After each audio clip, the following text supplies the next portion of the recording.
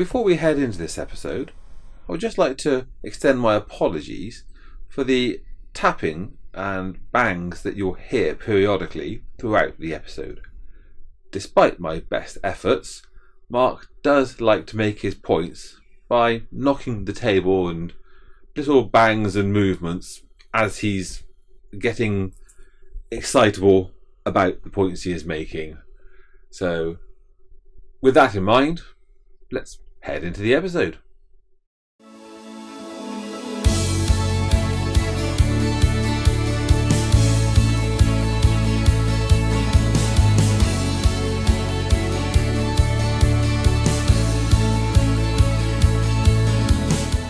Hello, and welcome to the Green Grassroots of Football with me, Andy Glover, and me, Mark Printer. And I would just like to thank our sponsor, Rachel's Bookkeeping, for all of your bookkeeping needs. So as usual tonight, we'll be recording 2 episodes. The first one looking at neurodiversity within football, and then discussing the team created to help cater for this. And we have a returning guest, someone who last appeared in episode 7 of season 1, on the episode about creating a women's team, along with her teammates. And please do have a listen to that episode, as it's an interesting and enlightening pod. But tonight she's come along alone, and we are discussing a more personal subject which she's gotten involved with, and that is Sarah. Welcome, Sarah. Hello.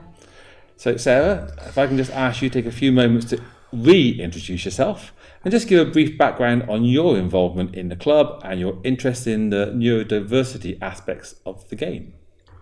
So I think I've been involved with the club for quite a long time now. So back around 10 years ago, I was more of a fan for another family member. And then I later come back down for my daughter, who started in sort of like what was soccer tots. She then moved into Wildcats, into girls football, and I helped coach the under-12 girls team. I then relighted my love for playing myself and joined the women's team, and currently playing the casuals, the over 35s, but I'm not over 35, by the way, just to state that for this podcast. And obviously now we do 11-a-side, and that was where I was. And then in terms of how I ended up involved in sort of like Comets and being like why I'm interested in neurodiversity, I have an autistic son. He's 6 years old, and he has sort of like an EHCP, and he was struggling with the mainstream side of things, the demands of what mainstream football has, I guess, and I needed to make him an environment that was inclusive for him. And here we are. Yeah. Okay. Brilliant. So before we head into the pod, my usual quote. Believe in yourself and all that you are. Know that there is something inside of you that is greater than any obstacle. That's not a footballer, that's a gentleman called Christian D. Larson. So I recently attended a neurodiversity in football seminar hosted by the Somerset FA in conjunction with Inclusive Change, an organisation created by a lady called Lucy Smith to grow awareness of neurodiversity. And Lucy herself delivered the course, and she has children who are neurodiverse.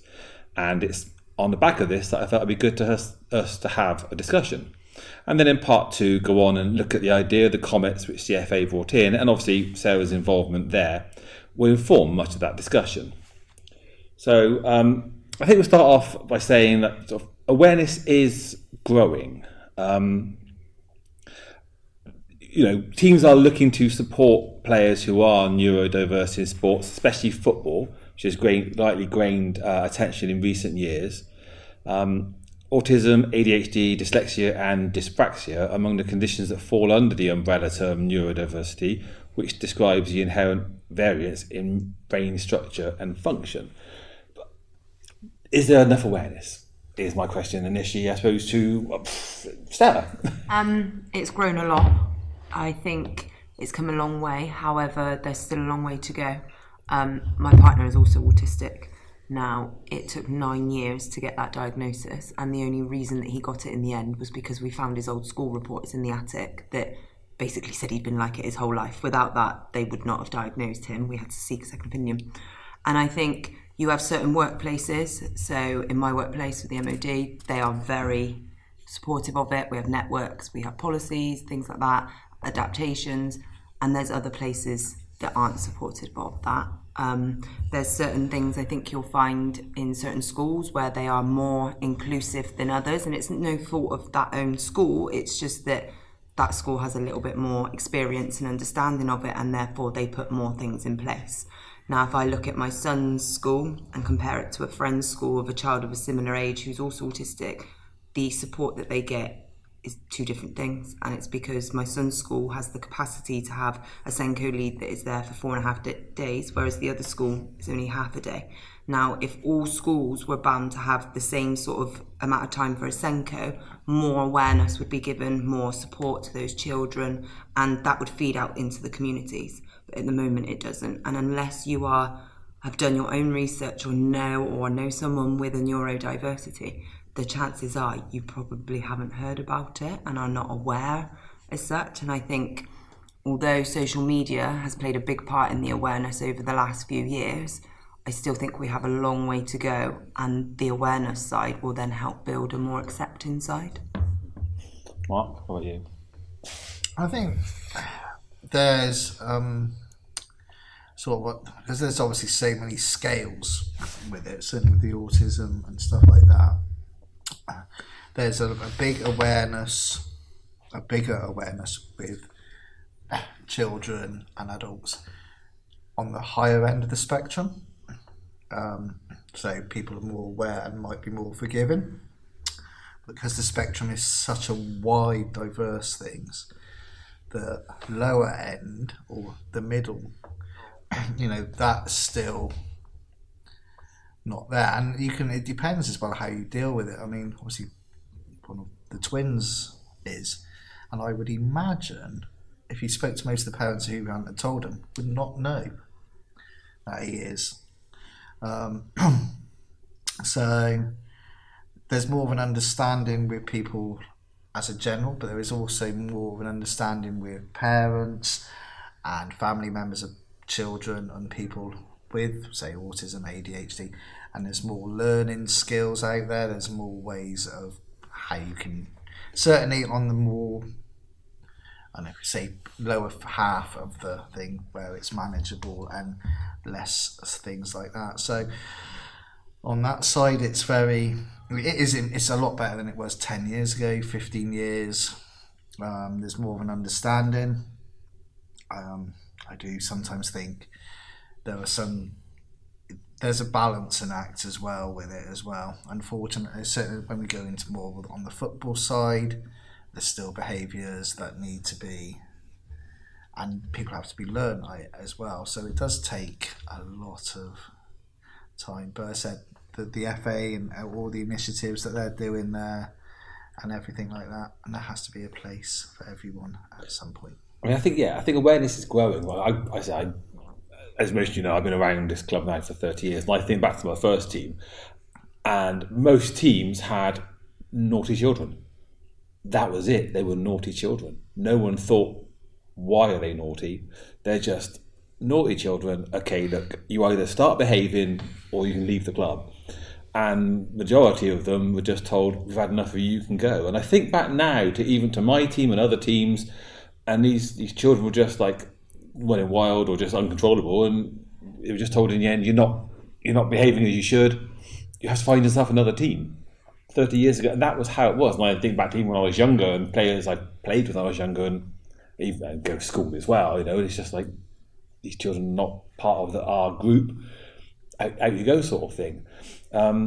So awareness has definitely grown, and even I've got a grandson who's 18 now, and he came through here, and he was, I think, Sportsman of the Year as an under 6, but he was sportsman because he was just trying his best, but didn't know what he was doing, and he only lasted sort of 2 years, and it became clear quite early on that he wasn't really into his football at all.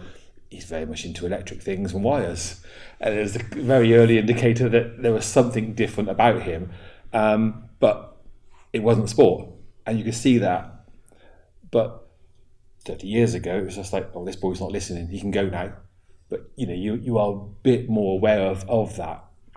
So I'm glad it has grown. I mean, I've got my own personal experiences of members in my family who have got autism as well, and it's now, I think every family or most groups now have got people there in their family or aware of people who have got a neurodiverse diagnosis. of some, so they're somewhere on the spectrum or whatever, and so you know somebody, whereas 30 years ago perhaps you didn't. So and it's then a matter of become more inclusive in sport. Yeah. And how we make that more inclusive. And I know there's still issues. I know because there are teams and there are managers who have got players who are more disruptive, cause more issues. And for some managers, it's like, I just want to run the team for the players, and some players cause more problems than they're worth.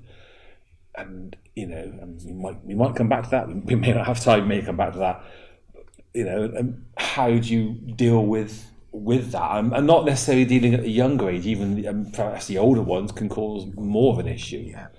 How would you deal? And it is difficult. I mean, again, certainly in football, in mainstream football, if you're looking at, if you've got a child that can be disrupted, there are rules of the game as well, isn't there? So the basic thing, if they're going to lose their temper more readily, or things don't go right, and they're going to hit, punch, swear. But is it on the club and the managers of the club to make more allowances? But not allowances. I think you need to understand that child and look for the triggers you and stuff. understand them, but at what point are you going too much of spending too much of your time as a volunteer? If you're coming down for an hour's training, how much of your time are you spending becoming a neurodiverse carer? I'm probably the wrong person to ask that question, because I'm the mum of one, so I will support any child that is neuro. Yeah. Do you know what I mean? But in terms of being a coach, if you've also got 20 players to coach, and you're ending up spending 45 minutes of the hour trying to help one or two neurodiverse players who are having a bad meltdown, and that's happening 2, 3, 4 weeks in a row, at what point do you go, okay, this is actually now becoming a problem because I've got 18 other players who are not being coached? It's hard because I'm still coming across that problem even in Comets. So I've got 3 that were fine to be okay with the other boys, and I had 1 that took my sole attention, and I loved it. I don't mind having that one-on-one. I love that they're happy to talk to me and stuff, but it meant that as a coach, I then couldn't do anything with the other session as the Comets. So I'm lucky that at the minute I've got 3 really great lads that are helping, because they're doing their Duke of Edinburgh, and they are brilliant at helping out with the other 3 boys. But actually it would be really hard if it was just me and Mark to manage that, because that means that Mark would be left with 3 that could potentially have a meltdown at any point, and I'm on one-on-one with another child. And I think there is a part where the parents have to play a part in that. If your child is not able to engage properly without your support, or needs extra support, you have to provide that. It is not on a volunteer to babysit your child, to put it bluntly. Yeah. I wouldn't expect somebody to babysit my child, and I don't expect other people to expect me to babysit. No, and that's certainly away from the comment, say in mainstream grassroots football. I was about to come in and say that. We do that in all sports. There's a majority of, we are seen as babysitters. Whether they are neurodiverse players or not, there are parents who bring them down and go, there you go, have my child for an hour. If I'm say looking from a coach when we were playing a team who against, and the girl probably wasn't neurodiverse, but she was pulling our girl's hair, she was chucking them to the ground. So as coaches, you've got to look after the safeguarding of the other players on the pitch. This girl would come on, she'd be on for 5 minutes, she'd either fall down and cry, or she'd push one of the opposition over because they've got past, it didn't go her way. So then the coach would take her off, 5 minutes later bring her back on, same thing would happen again. If a player went past, she'd either fall down and cry, or she'd get angry, pull hair, and it'd come off. And that went, and it was frustrating enough for our team, but also for her teammates and the other, they have to deal with, they're missing out on, and it said it just affected the whole game because it was all around her coming on and off the whole game. So she's obviously can play football, she's in it is such a balance. It's a hard balancing act that she needs to play, but then so do the other 15 to 16 girls who are there on the pitch. And then it gets to the point, is she going to have a big meltdown and hurt somebody? Yeah, and I think that becomes the issue as they get older, isn't it? When they're sort of like in the under 6s, 7s, 8s, you can probably just get away with it because the damage is like the 6, 7s and 8s. I mean, again, I think with one of my lads, because he got into football was his big thing. Again, they've said if you've met one autistic child, you've met one autistic child because they're all different. But with Corey, it was he got used to the rules of the game. He knows, and he knew everything about it. And so football was his life. So he accepts wins, losses, blah, blah, blah. And he got used to that. But again, I think if he maybe hadn't started when he was, what did he start, 6, 7? Yeah, 6. He probably, by now, wouldn't be able to cope. And now he's at college at Bristol City. But that's only because he's done all that. If he hadn't had that, if he had, like you said, I mean, my stepson, his thing when he was growing up was diggers. So that was it. Was just, he never got used to that. But Corey has got used to this and football, and that's where it can help. It's difficult, as I said. But 6, 7, 8, I think you can have them playing, and if they can, because they will learn in their way. They do know. A lot of them. I mean, unfortunately, there might be somewhere you can't, but a lot of them will, and then they can be part of it all the way through. So, because again, every child, no matter what, they know boundaries to a degree. It might be blurred and a bigger boundary and a bigger line than most, but most generally will know deep down when it might take them longer to get there. I'll challenge one thing you said about Corey there. You said he accepted losing. Yeah, I'm not so sure he accepted the losing. Okay, he did, but he got there. A bit more grumpy at times. Oh, he went. No, but yeah, I take the point. He said with Bristol, and again because with football and anxieties and stuff. But his team travelled to Bournemouth yesterday for a game. So 12 hours, basically there, back. And they conceded a goal so they were winning, and so it ended up in a 5-5 draw. And he was still livid when he got back, but he managed to cope the whole day, and that is such a big thing out of his comfort zone to go all the way down to Bournemouth and back with lads he's only just known for a couple of months. It's a huge thing for him. So I had a look on some information up, and there's some various actions as a football coach you can take. So one, recognise the player's unique requirements and challenges. So the correct assistance needs to be given, taking into account the individual player's abilities, challenges, requirements, because every person with or without neurodiversity condition is different. And it says this might entail developing a strategy for managing the player's condition during games and training in close collaboration with the player, their families, even medical professionals and other individuals who support the player. What do you think? Well, so I actually already do that for one of the girls in my team. She is definitely neurodiverse. If I can interrupt, how do you approach that then? Because do you go as far as the medical professionals? In terms of you asking that. So I hadn't gone as far as medical professionals, but I actually did her ASD forms not as a medical professional, but as someone that has been in her life for 4 years now, because she was in the loophole of moving from primary school to secondary school. New secondary school didn't know her well enough. Old primary school, Senko had left or something. So I filled in the forms for her and my experiences. But previous to that, I knew that things weren't easy for her, because when she first turned up, she didn't get out of the car. She didn't even look at me, she didn't get out of the car. And I could just tell there was something about her I knew. So I just spent a long time getting to know her over the next few weeks. And then she turned up to training one day. And this was about 5 or 6 weeks after she joined. And she wouldn't get out of the car again. And I was like, I didn't understand it, because she got out, we'd got past that. And she went, it's different. And I knew instantly that was similar to what my son is. My son cannot deal with any change. He's the first person to notice if Tesco's painted the outside of their shop. Like, he just knows those things. And I said, what do you mean? It's because I've moved, haven't I? And she said, yeah, you've moved where we were training. We weren't, and she wouldn't train that day. She was. So now, if we're going to move training, or we're going to a new location, or we're meeting a new team, I let her mum know in advance. And her mum can then tell her, and then she can decide whether she can deal with that change or whether it's too much. I will let mum know if I'm not going to training, because she also won't go to training if I'm not there. She's not keen to not have me as that support network.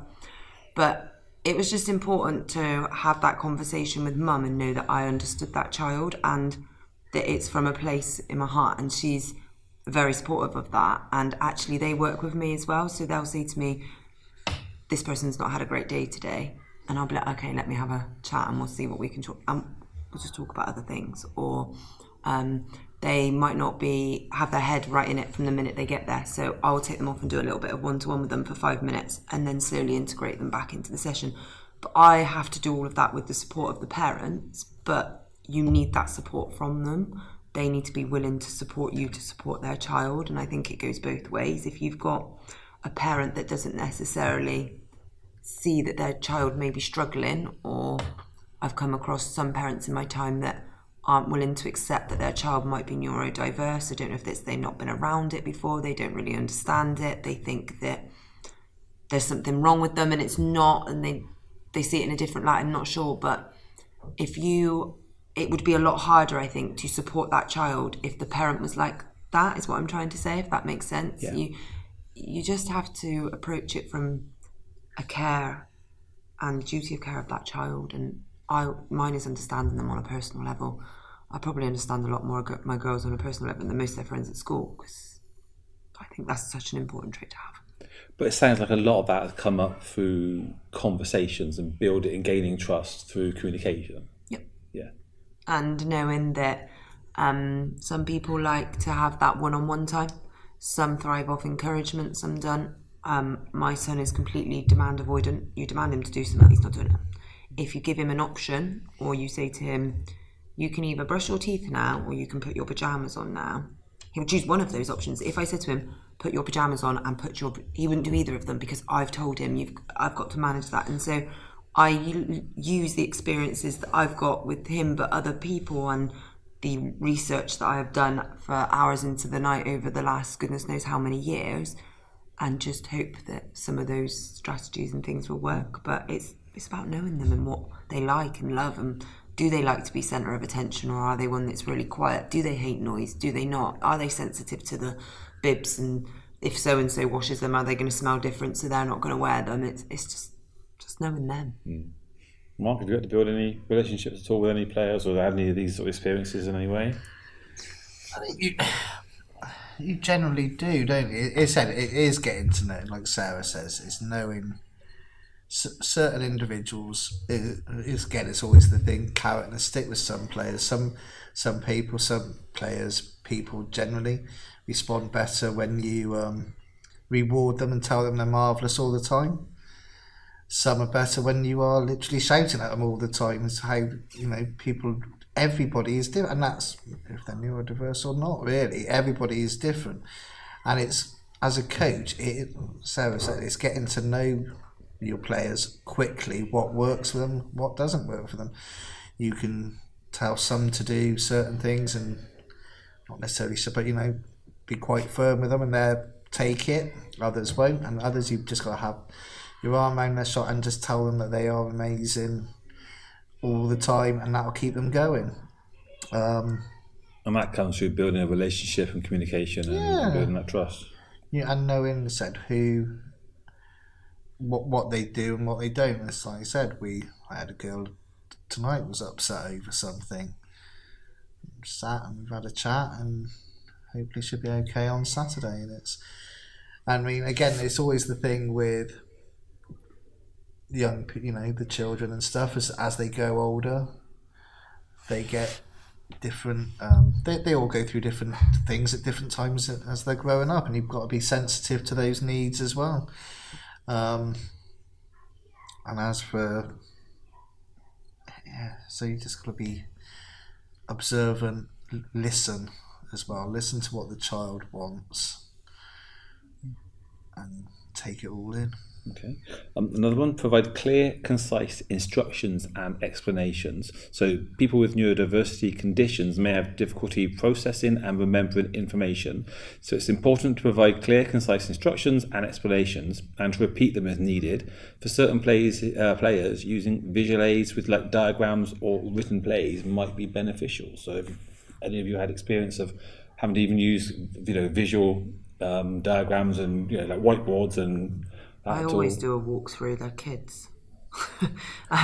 But the one thing that I would say is that sometimes I have to, so you have the difference I find is between group instruction and one-on-one instruction. Now, the majority of children can work from a group instruction and they'll just go with it. The one thing I would say with neurodiverse children is they probably aren't even listening or haven't not got it. There's too many noises, too much going on, distractions. You haven't got their one-on-one attention. So I would go and break that down to them, explain it, have that, check that they're understanding, so maybe ask questions, because one thing I know for experience, my son would say yes. He might not even have a clue what you're on about, but he would say yes, because that is easier than to ask him for help. Yeah, did everyone understand that? Yeah, okay. Yeah. So I think that is something you also have to be aware of, the literal side of things. They are a lot of neurodiverse people are very black and white thinkers. If you told my son to just hoof the ball over there, he would literally hoof the ball over there. You might just mean literally roll it 3 yards, but he would hoof it because that's what you've said. That's the words you use. So you have to sometimes think about the things that you say, because you might not get the drill that you want, or even the answer that you're looking at, because it's not been the thing. But also I think having that one-on-one with them just reconfirms to them that you're talking to them. Like sometimes being neurodiverse, you can maybe feel a little bit different, but if somebody's come to you on your level, you might just like that little bit of interaction. Probably easier to manage the emotions, the dealing with, like, for example, I know sometimes you can't always recognise people's body language, and it's probably really hard to join in a conversation that is a big part of it when you can be overwhelmed. So if you break it down into little bits and talk to them one-on-one, generally they'll understand really well. Anything want to add to that, Mark, or I think so? I think she's covered that pretty. Provide consistent breaks and flexible scheduling. So it's crucial to provide regular breaks and allow for flexibility in scheduling, since people with neurodiversity conditions may find it difficult to sit still or concentrate for extended periods of time. This can entail holding shorter, more frequent practices, or allowing the player to pause during matches, training as necessary. My experience with sort of my own family members is the one I can think of, like, nothing more than to sit quietly and do nothing for an hour or two on end. They like to sit still, but I'm not asking them, I'm not providing them information to them. They're sitting still quietly with their own thing, not necessarily in a sporting manner. But Mark, what do you think? Consistent breaks, flexible scheduling? Yeah, again, within the football, it's more. You got to think of what worked for Corey. Yeah. So, and again, you work all the way through, and again, it's ages as they go on. So, obviously, when they're young, the 6, 7, 8-year-olds, you can only do 10, 15-minute sessions any case. So you've got to manage that, and then as it gets older, it is bigger groups and bigger long group times. But you can also have different. Again, so if you look at it potentially as, say, the same as football, where they are in their development of skills. Certain players are at a certain level and some are at a different level. So you can tailor your training, what you're doing as a drill. You could maybe have 4 of them over there doing this, okay, and 3, and potentially, who has to have a bit more breaks or a different level, doing something different at the same time as well, and you can talk at different levels. But certainly within a team sport, and if they're involved, you as a coach can do so much, and so you have to get the child's involvement in it and understanding, and the parent as well into that. But just take those little, as they grow. Again, the further they grow, it's easier. Again, when they're younger, because it's small groups any case. The longer, when it gets older, that is when it gets more difficult. So I think with football, it's an active sport, isn't it? So I think the fidgeting side of it is quite already almost fed by the fact that you're doing a continuous sport, you're moving around, you're doing drills, you're doing things. this, I think it's a crucial part to remember STEP, which obviously you learn as part of the FA guidance, that whether you've got neurodiverse children or not, that is a very important thing that makes up your sessions. If they're not working, if they're too hard, they're too long, adjust it, change it. That's what it's there for, and that will suit a neurodiverse child too, because you're not changing it so much that they would hate it. You're changing it so they get more success. It's better for them. So if I noticed that one of my girls was struggling with keeping, I guess, attention in it, I might challenge them. So I might go up to them and say, can you do this instead? Because to me, if they're being distracted, they're not challenged enough. It's either too easy or too hard. If it's the right level for them, their attainment should stay. We often take breaks every 15-20 minutes anyway, just to regather them, ask some questions. It's a good chance to use it to the other times.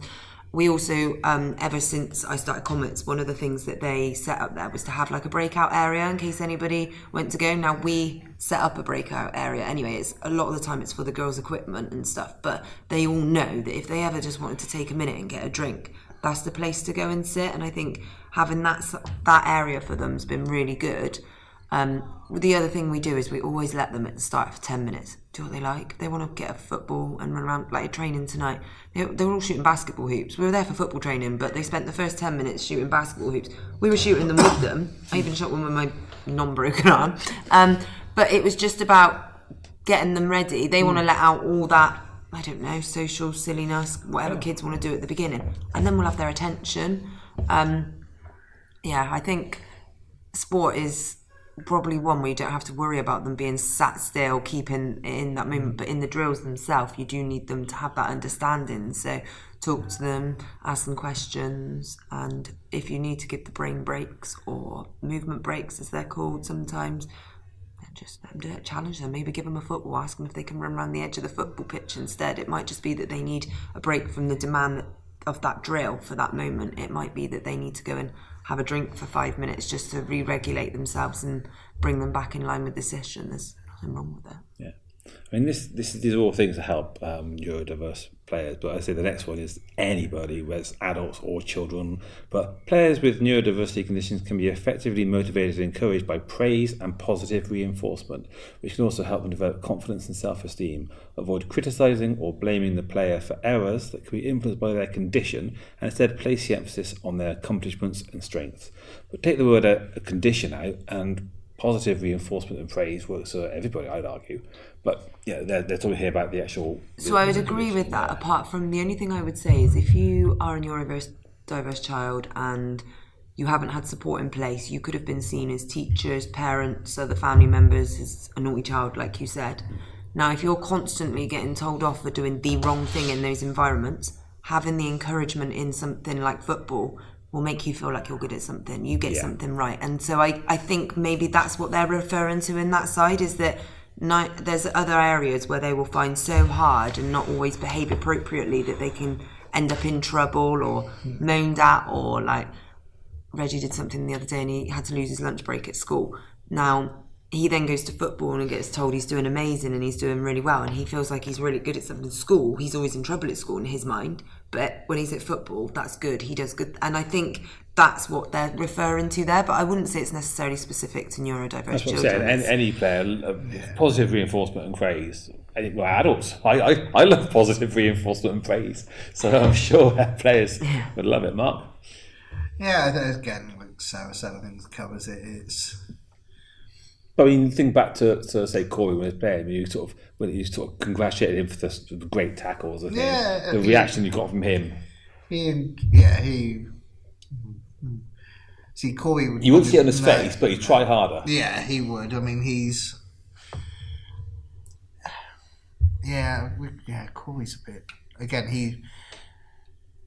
he's not one for the great praise. To be honest with you, he likes it all. He's a low-key person with it, so you have to be more low-key with him when you are telling him he's done well. But he's he's done well for a strong tackle, then the next one's even stronger. Yeah. And he will try and he'll learn. He does learn from it.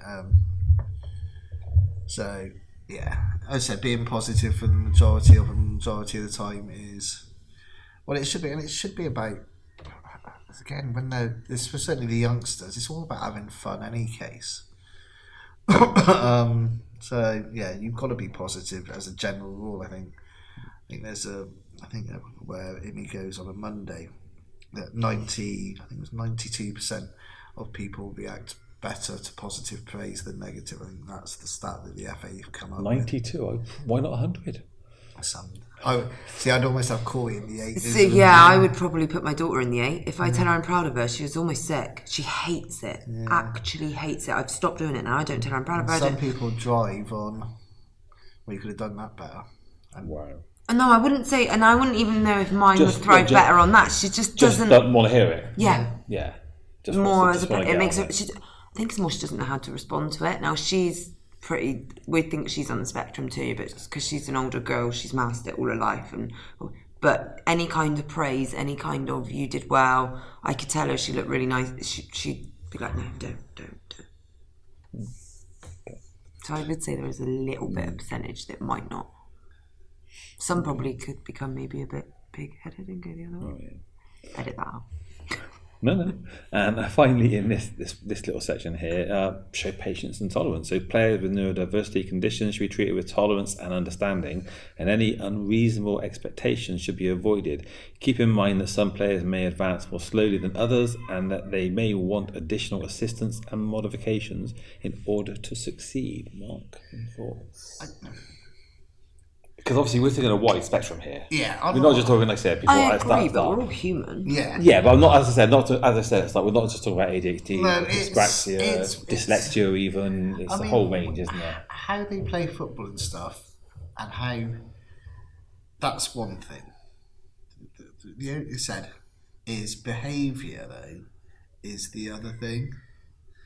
If you've got a 14-year-old lad who you give them all the praise, you're doing everything, they go out onto the pitch, the referee might not know their condition, the opposition certainly won't know their condition, and they go and behave inappropriately, swear at the ref, punch the opposition. That's where you have a problem to solve. Yeah. But surely it shouldn't have got to that point. Surely, if it happens on the pitch, you know, and you can manage it in training, right? And it's an outburst that you've never expected. I guess you might be able to manage that in the moment. But if you're seeing those traits in training, I wouldn't be aggravating that and putting that on the pitch. I think that's down on the coach and the parent to have a serious conversation at 14. That's where the line is becoming. Unfortunately, when they're getting older now, and there's more and more in that situation. What if, for instance, it's a player who's just joined you at the start of the season? So it's brand new player, just come in. Oh, hello, yeah, come along. You've just started training. 3 or 4 games, you haven't really seen it, and then suddenly game 4, game 5, and boom. That's a little bit different because that's a one-off, and then you look at that and you handle it, and you have to. No, as in game 4, boom, then game 5, boom, game 6, boom. But Well, after game 2, boom. Yeah. I'd be talking to the parents and saying this is the first time's an accident, second time's now a pattern. Yeah. What's triggering this? If we can't find the trigger, then we're going to have to go to training only, or you're going to need to find a team that can manage that expectation. And that's where, unfortunately, there are issues because some parents will then say, well, I've told you he or she has got this condition. You are now penalising them for having this condition by not letting them play. And that is coming in. That's where you have that conversation, isn't it? Yeah, it just is. Because somebody's autistic or got ADHD doesn't mean they're allowed to punch someone in the face. No, and if that child cannot regulate their emotions, that they behave in an appropriate way, then they would have to leave the team. Yeah. And I'm sorry, if you cannot go around and blame. If your child cannot behave in an appropriate way in the team that they are in, and if that is a mainstream team in that moment, then they will have to go and find an additional needs team, whether that's Comets or the older age group, because it's not the right environment for them. And that, I totally agree with that. And it's we've, can't obviously say, but there are certain things that go on that I've seen over the last 2 or 3 years where coaches have been accused and stuff where they've got XYZ condition, and you're now, because they've been in it's throughout the country, they've been told to leave. I go back, as I said, to my first team, and a boy as under 11 hit a player, and he hit a player like 2 matches later. I'm like, you have to leave, and it's only sort of 10 years later you realise, okay, he obviously had ADHD, but that back then I wasn't aware of it. We weren't really fully aware of it, but that was clearly the issue. But as you're describing, but I'm glad actually you've mentioned the older teams, because my next thing on my list was Bristol City Robins Foundation. Do you know anything about that? Mark, do you know anything about the Bristol City Robins Foundation? Yeah. Are you able to talk a bit about that? Do they do the ETC, or do you mean as in the disability? No, what they do in the community and everything like that. So, and the Bristol City Robins Foundation does all sorts. So obviously my boys are at their college doing stuff like that. But in terms of neurodiversity, so they do half-term courses. They go out into the community and run sessions for all sorts of age groups: neurodiversity, walking football, youngsters, boys, all sorts. And they are very big at going in and working within the community. So they go into the schools they set stuff up and have special sessions.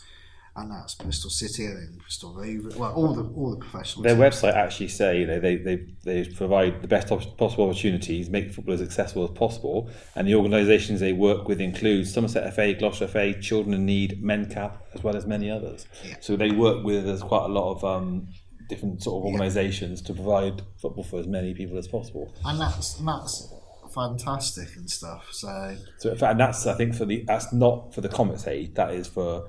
So pan disability football is quite a big thing now. You've also got frame football. There's certain categories for sort of ones, and it is quite. I think another one is the sight one, isn't it? That's quite a popular one. I can't. Oh, there's partially sighted. There's blind. Yeah, so you've got and there's all different sort of like rules and regulations about what sight conditions you have to have or what conditions. Yes. But I think the pan disability one is the one that sort of covers the multiple ones.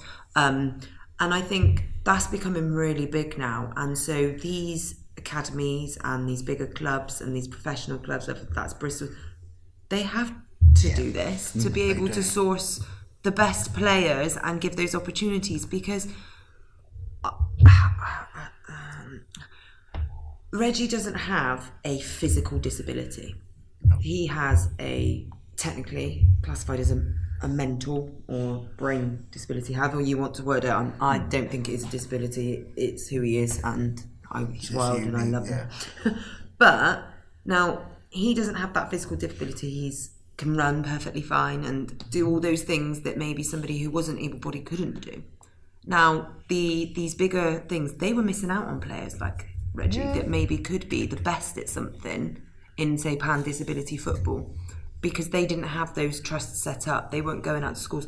But it's also really good opportunity for them to create more awareness to not only their coaches but to the people. So other coaches like myself, Mark, we know about Bristol City Robins and the foundation and what they do, and for them to be able to go out to schools and create that awareness means that other children will grow up having the support into football, and hopefully pan disability football and the other ones, whether that's frame, sight, will continue to grow as well. But will only happen if the other clubs support it. Yeah.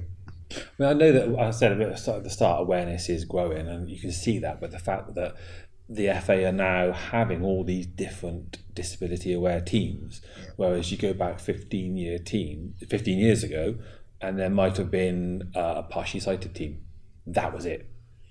Or there may have been a deaf team. When I did my the course that the Somerset FA sent to me, as well as the additional one through the FA, I think there was 5 different categories for just disability football in itself, let alone the mainstream one, and all of those had a pathway to England. Yeah, there's so many now. So it's not just your local places setting up. You're now talking national, international pathways in disability football being represented at the Olympics and other sports across the world. It's really popular over here now. So I think we've been quite positive about this, but I'll end up. We might try and end positively, but my last bit is a sort of bit more negative. A bit by I'm going to probably pronounce this wrong. Simi Yayamadi. Probably pronounced that wrong. Apologies. His piece was "Football is failing neurodivergent players." But basically, I'll read a few bits from it. One of the pieces he said is that despite getting an ADHD diagnosis 2 years ago, whenever this was written, Charlie Austin was only able to start taking medication once he had made the move to 7th tier AFC Tottenham. The reason? ADHD medications are prohibited according to the World Anti-Doping Agency. And this is not an option whilst playing professionally. So he could not take medication for ADHD until he had dropped to the 7th tier. Charlie Austin, it was QPR, was his main? No, QPR, Southampton. Until he dropped to the 7th tier, he could not take ADHD medication because it's very anti-dope in terms of football doping. So he either had to stop playing at the top level or play and have the issues of no medication. So, that was the problem. Research suggests that roughly 25% of the global population is neurodivergent. That accounts for approximately 2 billion people around the world. Realistically, a decent percentage of footballers, both at grassroots and professional levels, should be represented in those numbers. Despite the mathematics, only a handful of players have shared diagnoses of OCD, dyslexia, Tourette's and more, often after their careers have ended. Yeah, I know firsthand of that. So I think Michael Owen has Tourette's, he's shared. But I mean, the people can't take the medication whilst they're playing. Brother played for Huddersfield. He's 19, 20.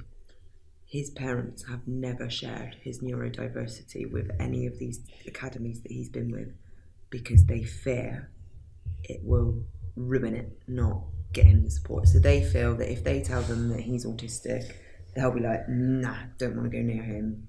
And make up, not that they would ever admit that, but they would make something else up. However, he's had struggles and didn't embed into the college or the dorms up in Huddersfield, and they let him go anyway. And so there is two sides of the coin there. If they told him, they might have supported him, you'll never know. Yeah. But the stigma is out there, and that is then backed up if it's considered a doping offence to medicate yourself against a condition. Yeah. So that's the problem. He can't, unless he drops down to the 7th tier, he can't take the medications anyway for that. So, okay, so a bit of a downer.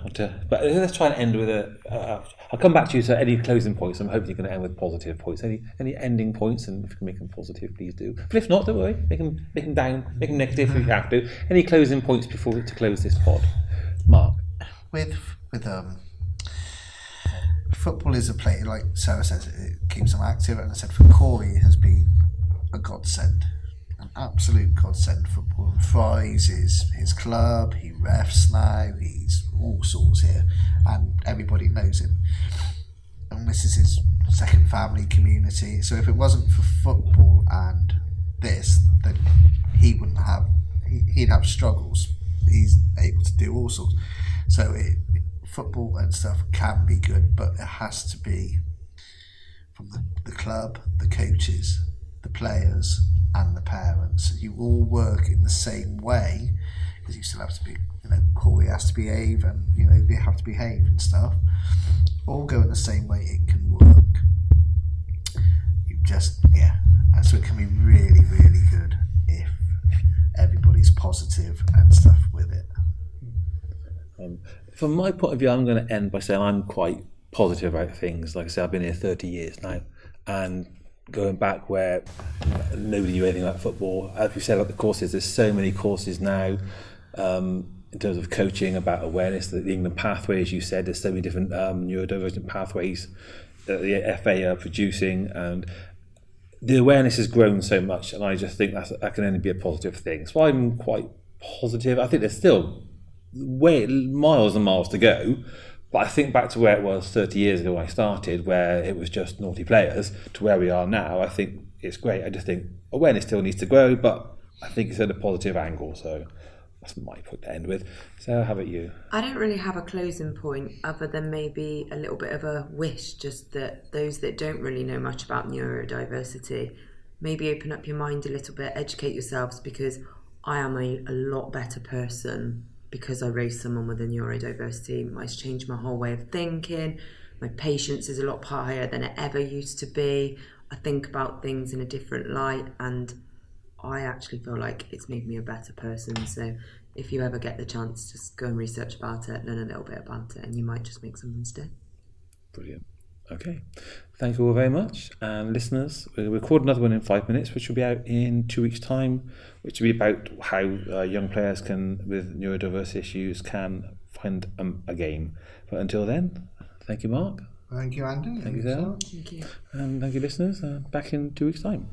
Thank you. Bye. If you like this podcast, then please email us your questions, comments, random thoughts, anything you want to share with us at greengrassroots@gmail.com. You can contact Mark and Andy through X at Fry Club JFC or Ben at Red Falcon JFC, on Facebook via Fry Club Junior FC or Red Falcon Sport. The Fry Club JFC website is www.fryclubjfc.co.uk, and the Red Falcon Insta page is at Red Falcon JFC. You could also type out a fantastic review on Apple Podcasts or give us 5 stars on Spotify. You've been listening to a We Haven't Got a Clue What We're Doing production, produced and edited by Andy Glover.